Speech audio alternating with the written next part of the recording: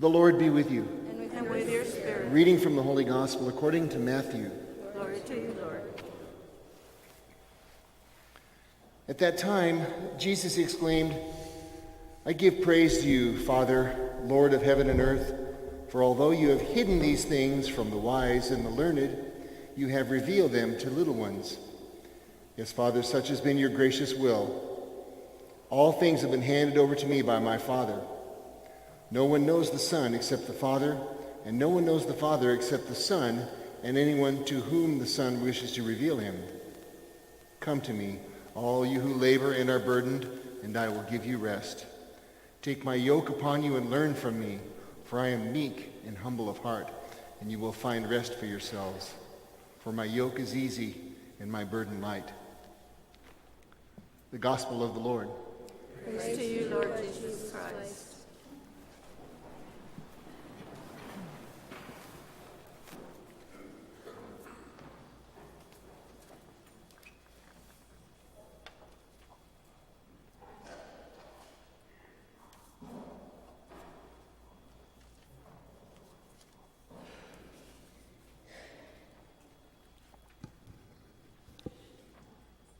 As good followers of Christ, we should realize that Jesus is our best friend, who is always constant, always there when we need him, and a friend who never fails us. We tend to see Jesus in many ways, each with its value and also limitations. Take, for example, we see Jesus as a good shepherd who has a loving concern. But a shepherd has many little ones to look after. Or we see Jesus as a divine physician who can cure us of our ills, of our spiritual afflictions. But a doctor has a large number of people waiting to see him in his office. Let us see Jesus as a personal friend, especially in the Holy Eucharist. After all, Jesus claims that title for himself at the Last Supper when he gave us the sacrament of the Holy Eucharist. Jesus said, "You are my friends." And in today's gospel, Jesus asks each one of us to accept his friendship with that loving invitation. Come to me, all of you who are weary and find life burdensome, and I will refresh you. With a close friend, you feel free to drop in, for your friend is always available to you. Jesus wants us to think of him of that way. Jesus, with his divine power and unconditional love, makes himself always available to each one of us. Go to communion during a Mass in a private home with only a few present, or go to a solemnity Mass in a huge cathedral with almost endless line of people slowly moving towards the communion stations.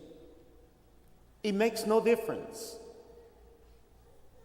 In either case, it is the same Jesus who is waiting for each one of us. And he says to us eagerly and lovingly, "Come to me." He's always there waiting for you.